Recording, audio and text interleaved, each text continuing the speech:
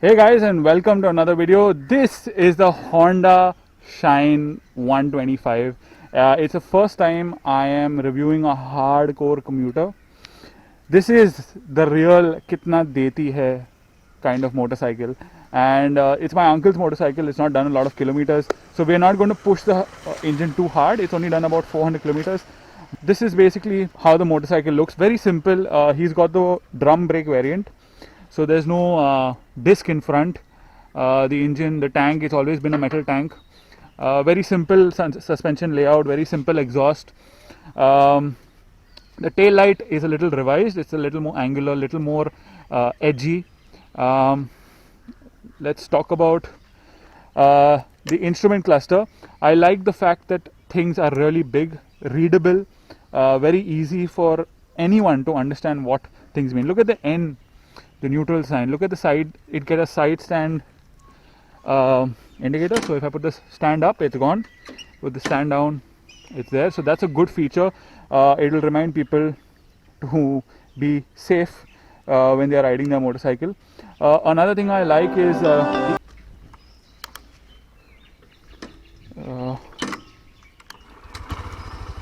right away, very silent. You can't even hear it. I don't know if you can hear it. I'm going to rev it. Very silent motorcycle. It is a commuter, so it's supposed to be silent. It's supposed to be a workhorse. It's not supposed to be flashy and sporty, and it's got a heel and toe shifter, so that's going I'm going to take some time to get used to that. Okay, let's go. First gear. Wow. Right off the bat, it's a Honda engine. It's very smooth. No complaints in the refinement department, and now because it's fuel injected, it takes the refinement to a whole nother level. Earlier, commuter motorcycles like this would have an issue because they were carbureted, because there was a inherent disadvantage to have a carburetor. There would be a lot of vibrations, less refinement, less fuel economy. But now, because of fuel injection norms and BS6, it's become a much better package. That being said, right now I think I'm in third gear. Okay, let's go to fourth, fifth. Okay, this is fifth, and I'm cruising at about 35 kilometers per hour, and very smooth, no drama. I like it. So now this is a bad patch. Let's see how it performs on a bad patch. Very good compliant suspension, I must say. Very soft. That's exactly how a commuter should be. I bet this is not going to win any track time awards, but it's not supposed to. It is a commuter. It's supposed to do this. Now I'm in this road is a bad road, and you can see the way the bike is shaking very less, because the bumps are just being soaked up by the dual shocks at the back and the right side up shocks in front. So let's talk about specifications, even though specifications means squat. It's got 10 bhp of power at 7,500 rpm and a max torque of 11 Nm of torque. Now 11 Nm, if you ask me, is pretty good, because my Pulsar 135 makes the same amount, and that's a 135cc motor. So if you ask me, that's a healthy amount of torque for a commuter of this segment. Fuel economy, you can expect anywhere between 60 to 65 kmpl if you ride it the way it's supposed to be ridden, and if you are an extremely frugal rider, you can expect more than 65 also. It's a fairly simple motor, air cooled, single cylinder, 2-valve setup. No fancy things like my Pulsar 135 where it has a 4-valve setup or anything. So great. We are not going to do any top speed runs. We are not going to do any 0 to 100, because this is a fairly new motorcycle. You can see the amount of kilometers it's done. It's not fair. Oh my god, I didn't even feel that speed breaker, but yeah. Very light. You can see how flickable it is. So all in all, as a commuter motorcycle, I think it's great. It's reliable, it's mature because it's a much older engine. Not much has changed since it's only gone from carbureted to fuel injected, and maybe refinement has gone up, but not much has changed in terms of engine technology, So from that point of view, it's a very mature, stable engine, and people know how to work on it. So I don't think you should get any surprises if you own one of these or any of the 125s from Honda or Hero. Another bad section. Look at the road, very bad section. My God, I'm so impressed with the suspension. We own performance motorcycles. I myself have a RS200 and the Pulsar 135. But in this real world, you know, our roads, look at this is India. This is India, right? Look at this. The road is not good, right? In such conditions, a bike like this is an absolute gem. It is required. A bike like this is required. You need a commuter motorcycle in India. And considering our fuel prices today, today I fill fuel in my RS at 111 rupees a litre.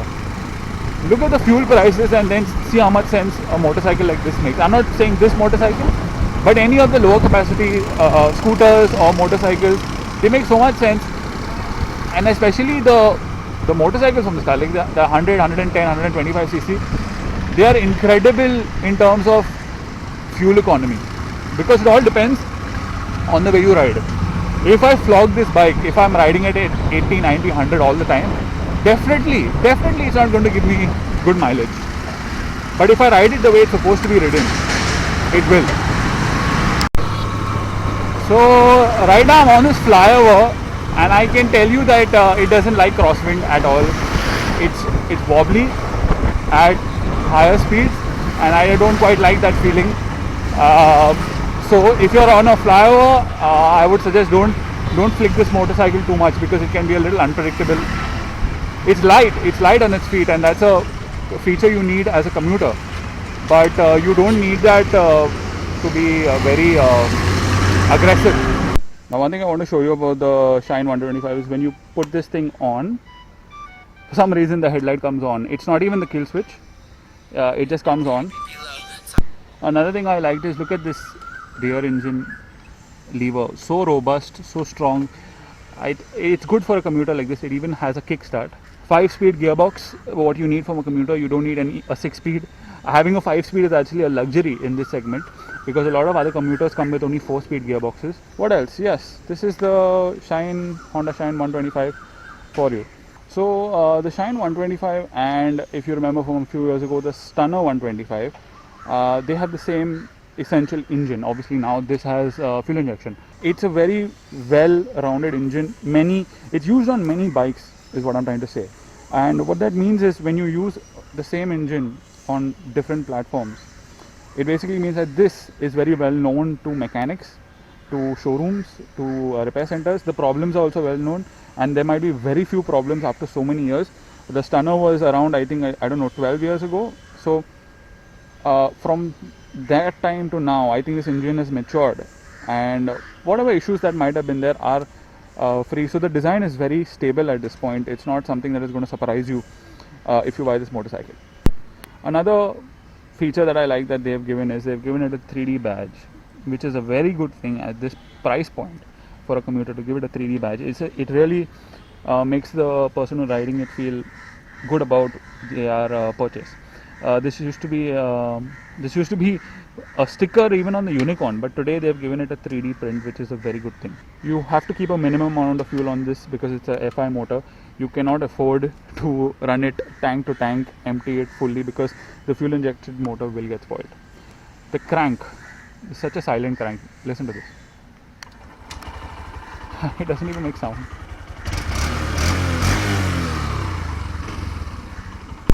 Again, this is a bumpy patch, and now we're going to look at the turning radius.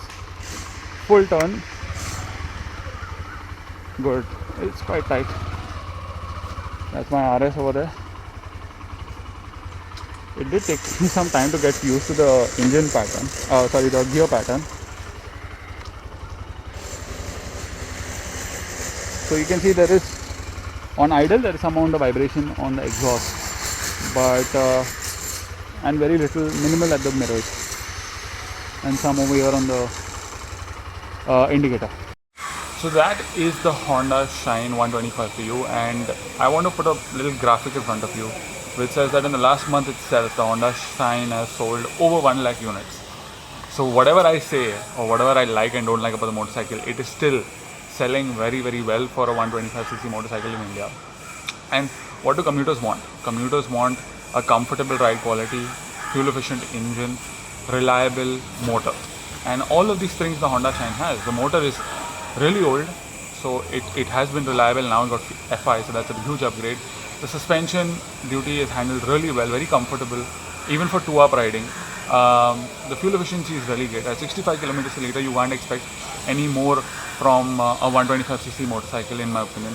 So it's ticking these three main boxes that a lot of commuters look at. Even the price point, my uncle got it for 78 or 79,000. So that's a pretty good price point, considering that now it's got FI and all of these things. Definitely the price has gone up since what it was 5 or 6 years ago, but that's inflation, right? That's how things progress. So in the same graph, you'll notice that the Hero Splendor is actually selling double the Honda that the Honda Shine is selling, and there's a good reason for that. That's a 100cc motor. This is a 125. There is a price difference. There is a roll difference as well. The Splendor on the highway, I've ridden the Splendor. On the highway, it's limited. Like 60 kilometers per hour, it'll start crying, and that is the biggest limiting factor, because although not both are suited for the highway and not both of them are not meant for the highway, but the Honda Shine 125 will do much better on the highway compared to the Splendor, because you have a CC advantage. It's more comfortable at a certain speed. Definitely in the city, I think both are equal. The only thing is that the Splendor will give you slightly better average because of a smaller engine. But if you want the best of both worlds, you want the commuter's efficiency, but you want certain amount of highway capability for about 20 to 30 kilometers on the highway at 80 kilometers per hour stretching it, then I think a 125cc is much better, because as soon as you go from 125 to 150cc, there is a big efficiency gap, because the 150cc today, a lot of the motorcycles are performance oriented and some of them are premium, so they don't really hit the efficiency number very well. You have bikes like the Unicorn which are efficiency oriented, but still they are bigger engines. The efficiency is never going to be as good as a 125. Similarly, the efficiency of a 125 is never going to be as good as a 100cc or a 110cc. But it's a trade-off. What do you want in your motorcycle? That is key to your purchase decision. So that's all for this video. I will see you in the next one. Like, share, subscribe, all the good stuff. And if you like this, if you don't like this video, press the thumbs down button. If you do like the video, press the thumbs up button. I don't know why I'm saying that. That's pretty obvious. But fuel prices are on a rise. Motorcycles like these, the commuter segment motorcycles, are going to sell even more. Everyone is going to own a commuter motorcycle of some sort, whether it is a scooter, a commuter motorcycle, or an EV. It's going to happen. I'll see you in the next one.